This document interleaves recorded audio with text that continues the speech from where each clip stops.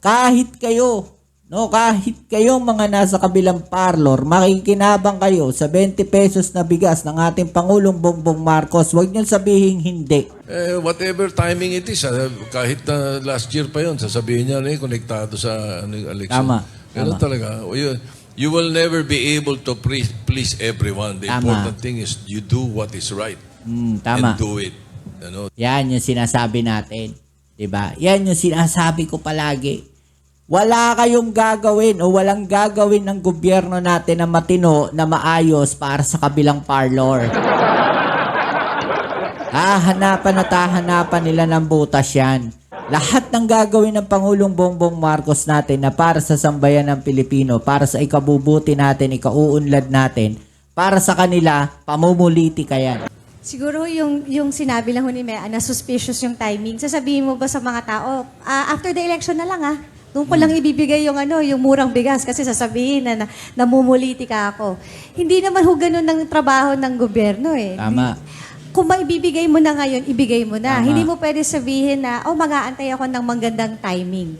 Tumutulong na yung gobyerno, pinipintasan pa rin. Yan yung sinasabi natin, mga babayan. Diba? Lahat ng gawin ng gobyerno, sisilipan nila, hahanapan nila ng butas na palalabasin nilang masama yan. Yan ang mindset nila.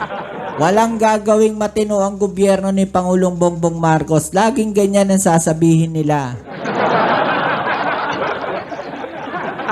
No? Walang gagawing maganda ang Pangulong Bongbong Marcos. Yan yung mga mindset ng mga yan eh.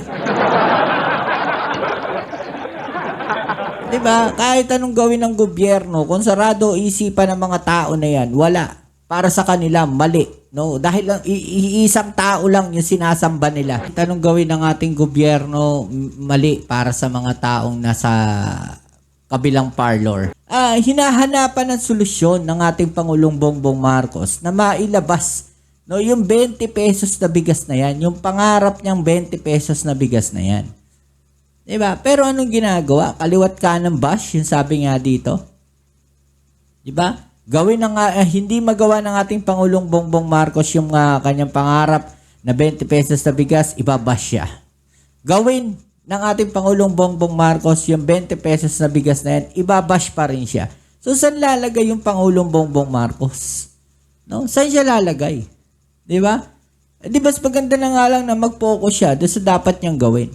No, gawin niya kung ano yung tama na para sa kasi in the end makikita pa rin ng sambayan ng Pilipino, no, ng ating mga mamamayan, ng ating mga kababayan, lahat tayo. No, in the end sa kabila ng kaliwat kanan pambabash na yan, no, meron palang magandang dulot. Pangalawa, sino bang makikinabang diyan?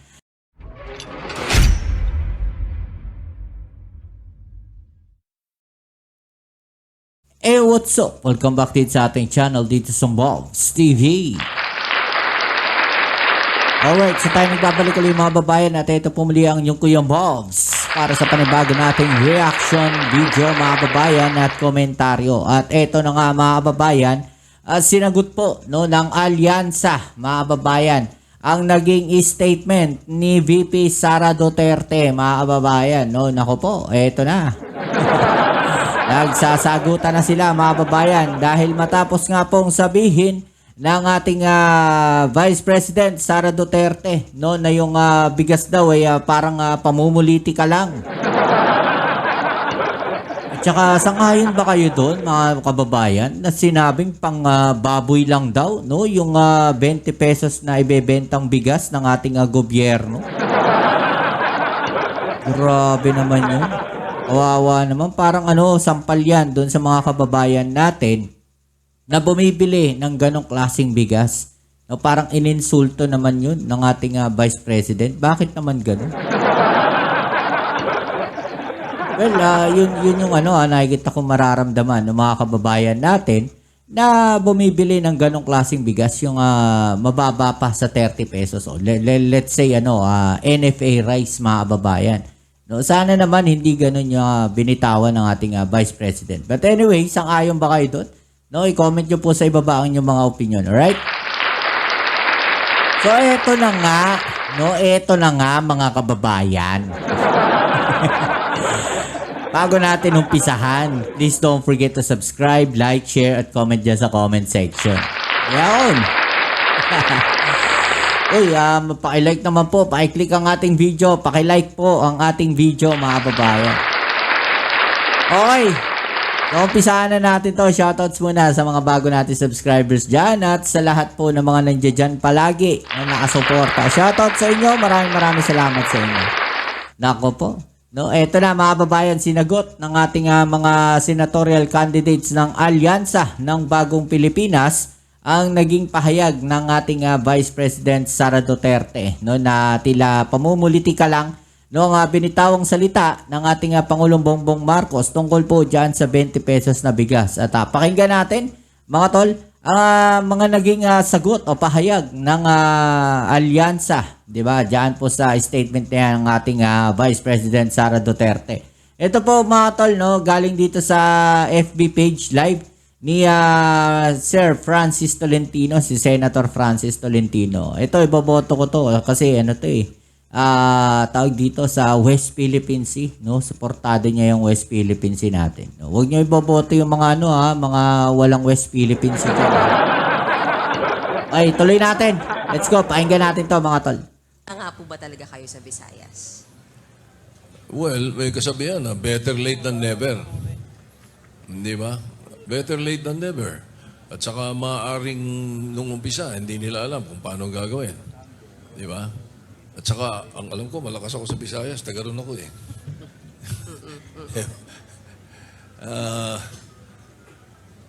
As I said kanina, no? Sa subsidy raw, gobyerno daw magbabayad. Uwe, ano? Dapat, pera din nila yun eh. Tama Tapos naman. taong bayan din nakakain eh. Nung pera na yun eh. O, na magiging kangabigas eh. Oo, baga, taong bayan din na makikinabang doon sa subsidy na yon. No, parang ibinabalik lang sa atin ng gobyerno. No, tinutulungan lang tayo ng gobyerno na makabili tayo, no, ng mga murang bilihin. Kagaya rin po yan ng mga sinasabi natin palagi dito, mga babayan. No, na yung mga binibili nating mga gulay na pagkamahal-mahal dito, ang mura po niyan sa Benguet. No, kung yung gobyerno natin mismo ang didiretso, no, ito maputol ko lang yung sinasabi nila, no. Kung yung gobyerno natin mismo ang didiretso sa mga local farmers na yan at mawawala yung mga middleman, mga babayan, bababa ang presyo, no, ng bilihin mo, no? Matutulungan pa yung mga local farmers natin kasi lalaki yung kita nila. At the same time, hindi sila malulugi. Wala na kayong makikita. No, kung yun ang gagawin ng ating gobyerno, wala na kayong makikitang mga gulay na itatapon sa bangin, no, ng kabundukan ng Benguet, mga kababayan. Kung yan ang gagawin ng ating gobyerno, tulungan ng mga local farmers bilhin, no, yung mga gulay na yan. Di ba? Pagka mababa ang bilihan nila yan, dapat nakantaba yung gobyerno natin sa ganyan eh. Oh, bakit hindi nyo binili yan? Oh, sige, kami bibili niyan. No, bibilhin namin yung mga gulay ninyo. Ibababa namin sa Metro Manila yan. 'Di ba? Mas maganda yung ganun. Mas lalaki yung kita ng mga local farmers, mas gaganahan silang mag-farming. 'Di ba? Mas gaganahan silang magtanim. Kasi kumikita sila ng tama eh. Kumikita sila ng malaki. 'Di ba? Oh, pagka wala ng local farmers, mga babayan, sinasabi ko sa inyo, gutom tayo sa Pilipinas. Kawawa tayo. Kaya yan ang ginagawa ng ating Pangulong Bongbong Marcos ngayon, ang suportahan, no, ang mga local farmers. No, ibinabalik lang ng gobyerno sa kanila, yun dapat sa kanila, at binabalik din ng gobyerno yung para sa taong bayan. Ganun po dapat. May nangako nga 7 pesos daw bigas eh. Ba't di nyo tinuligsa? Palakpakan natin yan, 7 pesos na bigas. Asan na yung 7 pesos na bigas? Natuloy ba? Natupad ba? Ba't hindi nyo hinanap? No? Ba't di nyo hinanap yung 7 pesos na bigas na ipinangako dati? Bakit yung 20 pesos hinahanap ninyo? O ito, ginagawa ng gobyerno natin ngayon. Yung 7 pesos ba, ginawa ba? Ginawa ba? Hinanap nyo ba? Hinanap nyo ba yung 7 pesos per kilo na bigas? Hindi nyo hinanap. Diba? Dahil sarado isipan nyo. Oh, tuloy natin. whatever commodities na pupunta sa taong bayan eh. Kesa nga makukurap lang eh. Tama. Kanino lang gusto mapunta? Sa bulsa ng mga kurap. Bigyan na natin sa subsidy sa mga kababayan natin para hindi magutom. At maging mura ang bilihin. Tama. Ganun ang mentality ko. Suspicious daw po kasi dahil malapit sa election yung pag-roll out ng 20 pesos na bigas. Ganun talaga eh. Whatever timing it is, kahit na last year pa yon, sasabihin niya na konektado sa election. Tama. Ganun Tama. talaga. You will never be able to please everyone. The Tama. important thing is you do what is right. Tama. And do it. Ano? Yan yung sinasabi natin. Diba? Yan yung sinasabi ko palagi. Wala kayong gagawin o walang gagawin ng gobyerno natin na matino, na maayos para sa kabilang parlor. Hahanapan at hahanapan nila ng butas yan. No, kahit anong gawin ng gobyerno natin na ikabubuti ng ating mga mamamayan, ikabubuti ng mga Pilipino, ikabubuti ng pamumuhay natin, no, hindi sila makokontento, makakahanap sila ng butas. Tama naman sinabi dito no ni Tito Sen na kung saan kung yan ay gagawin, no, prior sa election, last year, ano sasabihin nila? Malapit na kasi election. Kung yan ay gagawin next year, ano sasabihin nila? Malapit na kasi 2028 election. Diba? Ganun pa rin. Diba? Kung gagawin ng Pangulong Bongbong Marcos yung 20 pesos na bigas na yan, last year, ang sasabihin netong mga nasa kabilang parlor, malapit na kasi eleksyon. Kung yan ay gagawin next year ng ating Pangulong Bongbong Marcos, ano sasabihin nila? Malapit na ang 2028 election. Walang gagawin ang ating Pangulong Bongbong Marcos na ikabubuti natin, no, na magugustuhan nila. Ibig ko sabihin, lahat ng gagawin ng Pangulong Bongbong Marcos natin na para sa sambayan ng Pilipino, para sa ikabubuti natin, ikauunlad natin, para sa kanila, pamumulitika yan. Para sa kanila, para sa 2028 election yan. Para sa election yan. Lahat. Yan ang mindset nila. Sarado isipan ng mga nasa kabilang parlor. Puro politika. Nakabwisit lang. For the benefit of the people, whether it's elections or not. Tama. Thank you po. Yes, Mayor Abby. Siguro yung sinabi lang ho ni Mea na suspicious yung timing. Sasabihin mo ba sa mga tao, after the election na lang doon ko lang ibibigay yung yung murang bigas kasi sasabihin na namumulitika ako. Hindi naman ho ganun ng trabaho ng gobyerno eh. Tama. Kung maibibigay mo na ngayon, ibigay mo na. Tama. Hindi mo pwede sabihin na, mag-aantay ako ng magandang timing. I don't agree when we say it's too late because the president has only been, this is a mid-year. It's only been 3 years. So kumbaga sa accomplishment ngayon na meron na siyang nagawa in the first 3 years of his administration. You also have to remember na ang daming problema that are beyond the control of the president when it comes to inflation, when it comes to cost of electricity, when it comes to the cost of gas and diesel, which are really beyond his control. And that is the reason why government has to step in with the subsidy. Hindi naman ho kayang bilhin yung bigas sa farmer kasi kung bibilin po yan ng 16 pesos, luging-lugi po yung farmer. Kaya nga po ibinibigay na nga ng 20 dahil may subsidy na ng manggagaling sa gobyerno. Because bagsak po ang presyo ng bigas ngayon.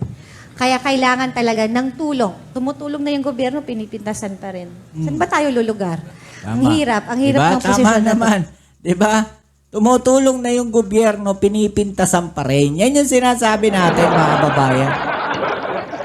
Diba? Lahat ng gawin ng gobyerno, sisilipan nila, hahanapan nila ng butas na palalabasin nilang masama yan. Yan ang mindset nila. Walang gagawing matino ang gobyerno ni Pangulong Bongbong Marcos. Laging ganyan ang sasabihin nila. No? Walang gagawing maganda ang Pangulong Bongbong Marcos. Yan yung mga mindset ng mga yan eh. Diba? Kahit anong gawin ng gobyerno, kung sarado isipan ng mga tao na yan, wala. Para sa kanila, mali. No? Dahil lang, iisang tao lang yung sinasamba nila.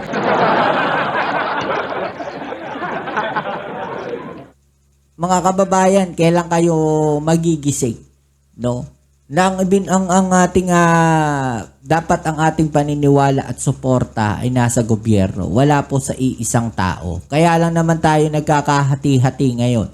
No, dahil sa kagagawan din ng mga tao, mga kababayan, na ayaw umalis sa posisyon o sila. No, yung mga talagang gustong sila na lang yung nasa posisyon, na nakahawak sila ng mataas na posisyon sa gobyerno. 'Di ba? Huwag sanang ganoon. No, ang isipin natin doon tayo sa ikabubuti ng lahat. 'Di ba? Mas maganda yung nagtutulong-tulong tayo. Hindi uubra yung ganyan. 'Di ba? Pagtulungan natin yung problema ng ating gobyerno. Hindi po pwede yung hati-hati tayo. 'Di ba? Wala, babagsak tayo pare-pareho. Ma'am, Senator- sir, sorry. And your chances in Cebu, ma'am? And as far as you know po, malakas Okay po. ba kayo? Actually, funny nga din. Sorry, sa Visayas. I'm so sorry. Okay po ako sa Visayas. Kung sasabihin po na pampolitika, edi dapat ho binigay ang bigas na mura sa Mindanao. Kung yun naman pala talaga ang intent namin eh.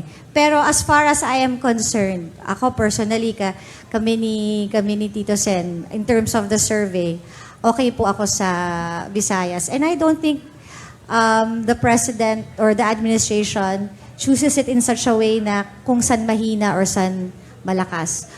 I feel that the judgment call was based on sino ba yung talagang nangangailangan. Kaya yun ang pinili. Senator Ping. Ako, my take, pagka tinutulungan mo yung kahirapan at saka gutom, nothing is too late, nothing is too little. Gutom yan sa kakahirapan yun lang.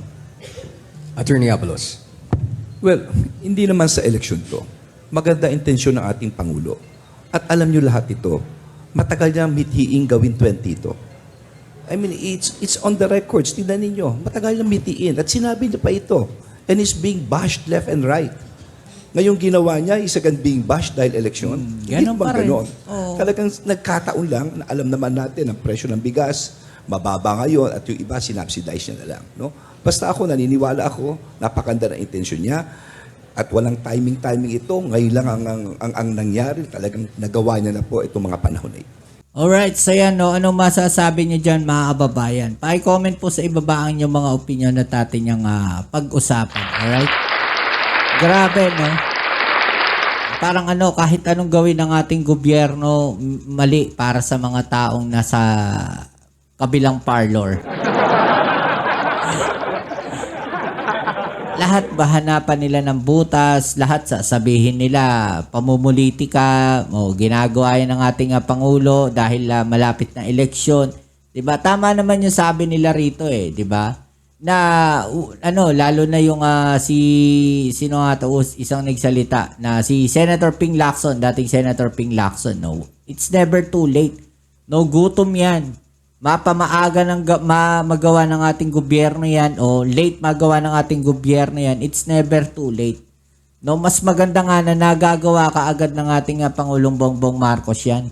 No, nagawa na ng paraan, yung sinabi niya, yung pangarap niya, no, na magkaroon ng 20 pesos na bigas, nagawa na, no, ginagawa na ng paraan, pinag-aaralan, no, nagagawa sila, nag-iisip sila ng paraan. At ito nakikita natin, mga kababayan, no, na hinahanapan ng solusyon ng ating Pangulong Bongbong Marcos na mailabas, no, yung 20 pesos na bigas na yan, yung pangarap niyang 20 pesos na bigas na yan.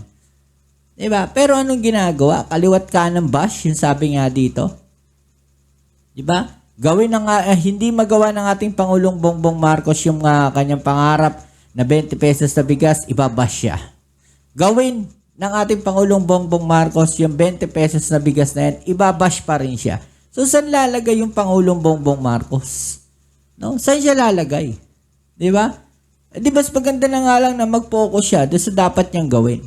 No, gawin niya kung ano yung tama na para sa Kasi in the end, makikita pa rin ng sambayan ng Pilipino, no, ng ating mga mamamayan, ng ating mga kababayan, lahat tayo. No, in the end, sa kabila ng kaliwat ka ng pambabash na yan, no, meron palang magandang dulot. Pangalawa, sino bang makikinabang dyan? Kahit kayo, no, kahit kayong mga nasa kabilang parlor, makikinabang kayo sa 20 pesos na bigas ng ating Pangulong Bongbong Marcos, huwag niyo sabihin hindi. Oh, sige. Huwag niyo sabihin hindi. Pagka magandang klase yung bigas na yan, bibili at bibili kayo. Tagaan niyo sa bato yan, bibili kayo. No? Kakainin niyo lahat ng mga sinabi ninyo. Diba? Oh, so yan, paki-comment na lang po sa ibaba ang inyong mga opinion na natin yung pag-usapan. Alright? Okay, next tayo ulit sa ating next video upload. Ito po ilang inyong Kuya Mobs, it's sa Mobs TV. Peace. I'm out.